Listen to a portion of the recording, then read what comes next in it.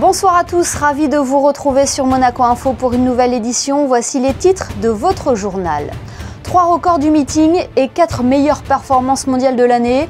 Hercules a fait le show hier soir au Stade Louis II. Nous en parlerons avec le directeur général de World Athletics, John Ridgeon. Malang Sarr est la dernière recrue de l'AS Monaco, prêté par Chelsea. Le défenseur central dévoilera dans ce journal ses ambitions avec le club de la Principauté. 11h55, place du Palais. Le rendez-vous est le même depuis plusieurs années et attire de nombreux curieux. La relève de la garde continue de fasciner. Reportage à suivre dans cette édition. 2 semaines après les championnats du monde, l'étape monégasque de la Diamond League a offert un grand spectacle hier soir au Stade Louis II.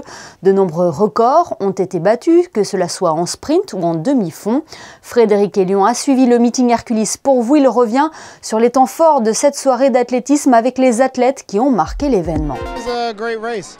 Second fastest time ever for me. So anytime I go underneath 19.6, I consider it's a great race. And of course I wanted better, but I'm very satisfied with what I did. I'm always satisfied, to be honest, to have good races on any given day because you don't know what could have happened. It could have been worse. But being able to have that run is fantastic.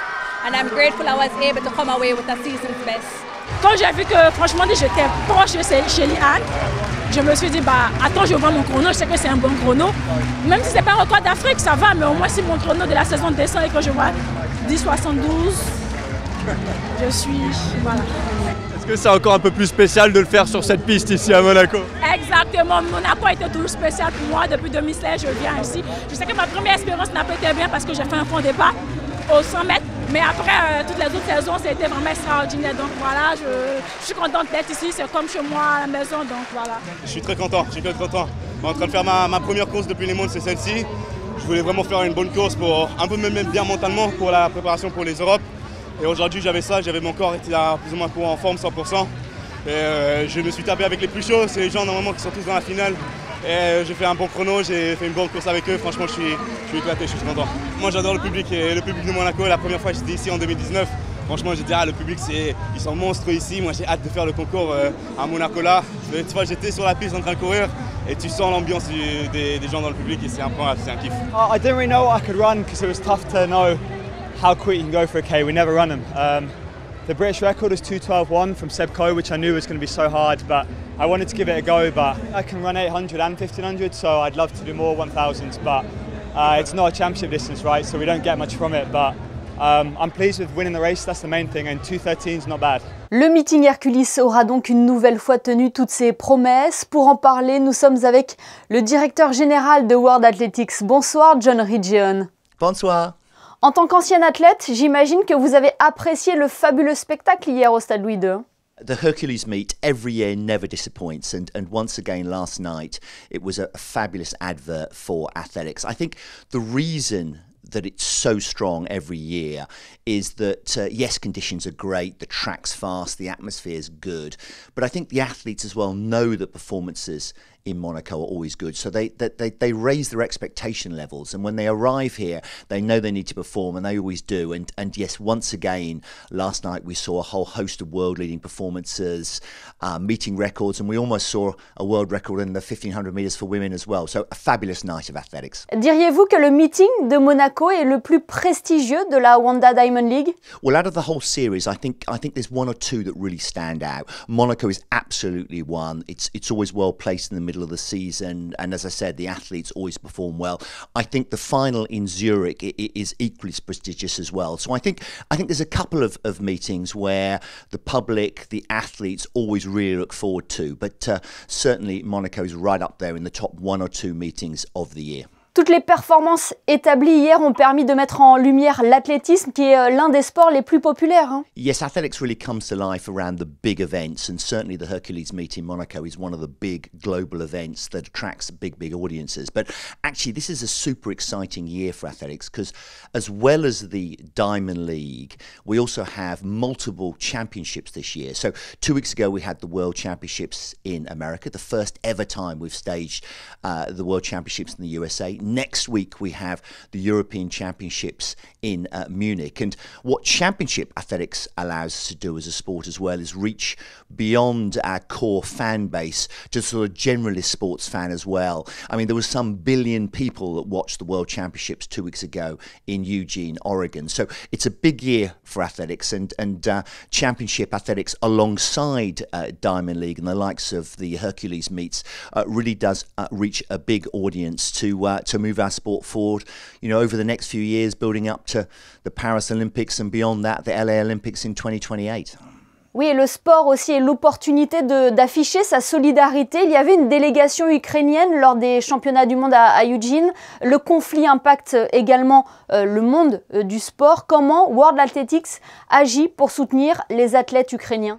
Yes, it's wonderful to see Ukrainian athletes perform well this year. They won medals at the World Championships.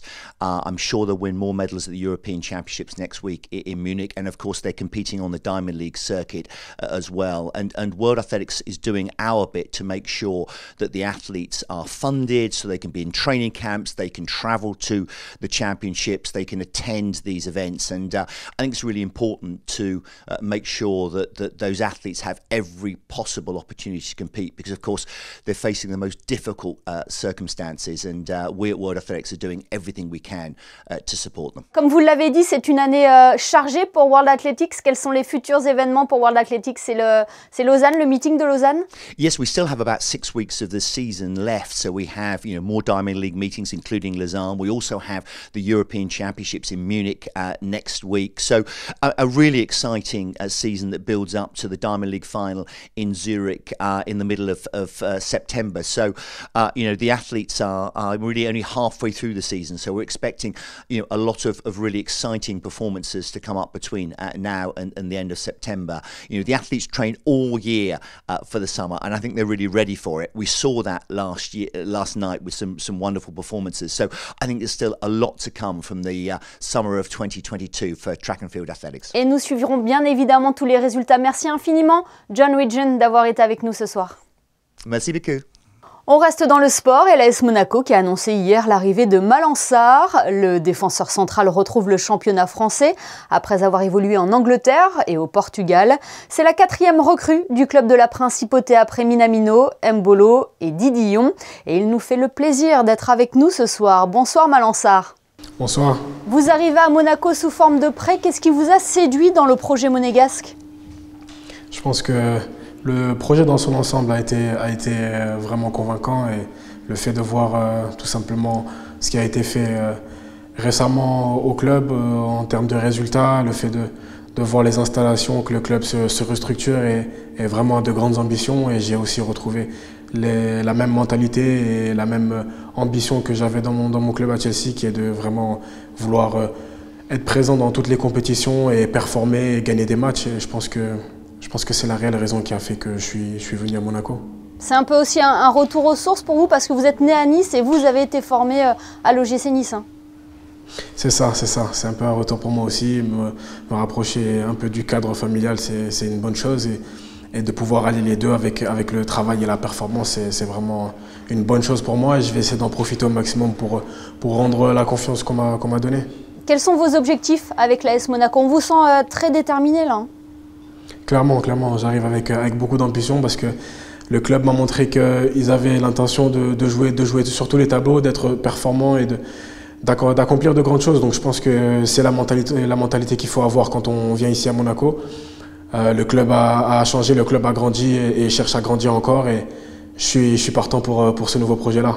Et pour grandir avec eux et retrouver du temps de jeu également? Le temps de jeu, c'est quelque chose qui est très important pour un joueur de foot, pour pouvoir continuer à progresser et à s'améliorer. À mon âge, il faut jouer, il faut s'aguerrir, il faut gagner en expérience. J'ai pu aller à l'étranger, acquérir de l'expérience, mais je pense que cette saison-là va être très très importante pour moi et très très importante pour l'AS Monaco. Après, sur le plan individuel, j'aime pas trop parler de moi, mais je pense que sur le plan collectif, on va faire de belles choses, et je vais tout faire pour, et le club et les joueurs vont tout faire pour ça. Oui, vous avez 23 ans, on le rappelle, Malang. Vous avez connu le championnat portugais avec le FC Porto, la Première Ligue avec Chelsea, où vous avez garni votre palmarès. Que vous ont apporté vos années à l'étranger? Le fait d'aller à l'étranger, je pense que ça a été un grand plus pour moi. J'ai pu progresser en tant que joueur sur l'aspect tactique, l'aspect technique, sur l'aspect physique, sur tous ces plans-là. Et aussi en tant qu'homme, de me retrouver entre guillemets en dehors de ma zone de confort, d'être un peu loin de chez moi et de mes proches. Je pense que ça m'a forgé en tant qu'homme et je reviens en étant une toute autre personne et en étant un meilleur joueur que j'ai été quand j'ai quitté la Ligue 1. Et votre polyvalence aussi peut être un atout pour l'équipe, hein. Je pense que c'est un atout pour moi et pour l'équipe aussi. Je pense que de pouvoir dépanner, de pouvoir aider à n'importe quelle position que le coach me demandera est une bonne chose pour lui et pour moi aussi. Il faut être au service du collectif, au service de l'entraîneur. Donc j'ai pas de problème avec ça et c'est le plus important. La concurrence vous fait pas peur? Maintenant, vous l'avez dit en conférence de presse, hein, la concurrence appelle à la performance. Je pense que la concurrence est très importante quand elle reste saine et en arrivant ici, je me suis rendu compte que c'était le cas. Les joueurs sont vraiment aptes à travailler, à chercher à progresser au quotidien et ils m'ont vraiment bien accueilli. Donc j'ai connu ça auparavant et j'espérais le retrouver ici et c'est le cas. Donc on va vraiment travailler tous ensemble, on va tous se tirer vers le haut et c'est dans l'intérêt du club. Donc vraiment, on est vraiment prêt à le faire et ça a commencé déjà aujourd'hui pour moi et ça c'est vraiment une bonne chose pour nous, pour les joueurs, pour mes coéquipiers, mais pour le club surtout. Et vous êtes apte à jouer? Vous pouvez commencer dès samedi face à Rennes? Je serai prêt à tout moment, dès que le coach fera appel à moi. En tout cas, je ferai en sorte de répondre présent et de tout donner. On a hâte de vous revoir en tout cas sur la pelouse avec le maillot de l'AS Monaco. Merci beaucoup Malang Sarr d'avoir été avec nous. Merci à vous.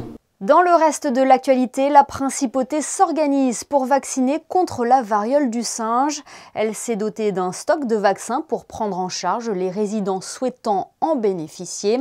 Il suffit de joindre le centre monégasque de dépistage situé au CHPG au 97 98 84 12 pour prendre rendez-vous. Pour rappel, la variole du singe est une maladie infectieuse virale. La fièvre, des douleurs musculaires ou une éruption cutanée en sont les principaux symptômes. À ce jour, Monaco a recensé 3 cas de variole du singe, dont un résident. Une date à présent à retenir, celle du 13 août. C'est ce samedi à 22 h qu'aura lieu le deuxième feu d'artifice de l'été. Il sera suivi par une soirée disco sur le quai Antoine Ier. Et puis un mot sur ce concours. L'Accor Ramoge organise un concours international de photographie. Son thème, l'homme et la mer. Vous avez jusqu'au 30 septembre pour déposer vos plus beaux clichés. Plus d'informations sur ce site internet www.ramoge.org.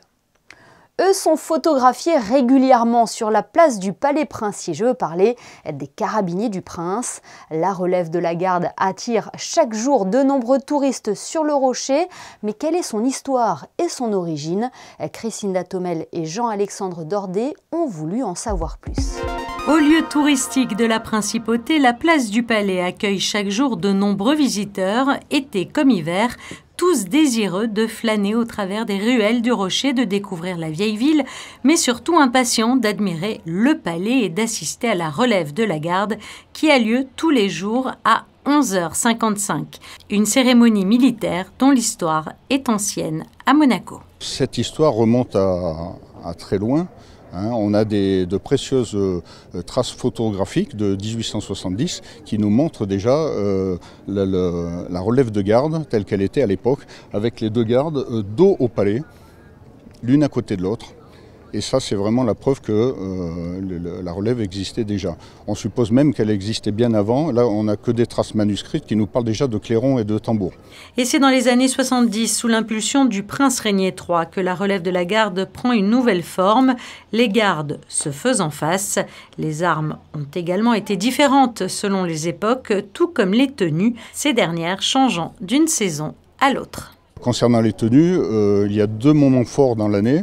À la mi-mai, à la mi-octobre, c'est lorsque la garde au complet passe ou en tenue d'hiver ou en tenue d'été. Ce qui fait que vous vous retrouvez ici même avec une tenue de garde hiver, une tenue d'été. Et ce qui fait que pour les touristes, bien évidemment, c'est un petit plus au niveau photographique. Et si chaque jour la relève de la garde se tient sur la place du Palais aux yeux de tous, quelques minutes avant ces relèves, un cérémonial a également lieu, mais cette fois dans l'intimité de l'atrium de la caserne. En effet, depuis 1921, la garde rend les honneurs aux carabiniers morts pour la France en 1914, lors de la Première Guerre mondiale, une manière de ne pas oublier cette page de l'histoire. Ça a deux aspects. On honore ces personnes, ces 8 carabiniers qui sont morts pour la France, et aussi ça rappelle aux jeunes générations que le sacrifice suprême, c'est une équation particulière de la vie du militaire. Tous les jours, les visiteurs peuvent entendre sonner le carillon situé sur la tour Sainte-Marie, un tintement de sonnaille entonné pour annoncer les différentes relèves de garde. Pour l'anecdote, la mélodie de ce carillon n'est autre qu'une vieille chanson monégasque, une vieille chanson de Noël. C'était un vœu du prince régnier quand le carillon était installé sur la tour Sainte-Marie. Alors si vous aussi vous souhaitez assister à la grande relève de la garde, rendez-vous demain sur la place du Palais à 11h55 ou toutes les heures pour les petites relèves de garde. Voilà, vous êtes désormais incollable sur la relève de la garde. Avant de nous quitter, jetons un coup d'œil sur vos prévisions météo. Avec vous, Frédéric Elion, quel temps fera-t-il demain vendredi, Frédéric ? Le ciel sera bien dégagé, Émilie, avec beaucoup moins de passages nuageux que lors des journées précédentes. Les températures seront comprises entre 25 degrés le matin et 29 l'après-midi. Pour les amateurs de baignade, l'eau sera à 27. Vendredi 12 août, nous fêterons les Chantal. Merci Frédéric et merci à vous de nous être fidèles chaque soir sur Monaco Info. On referme ce journal comme nous l'avons débuté avec le meeting Herculis et les plus grandes stars du moment qui auront été au rendez-vous, tout comme notre photographe Manuel Vitali qui était là au bon endroit, au bon moment. Excellente soirée à tous et à demain pour une nouvelle édition sur Monaco Info.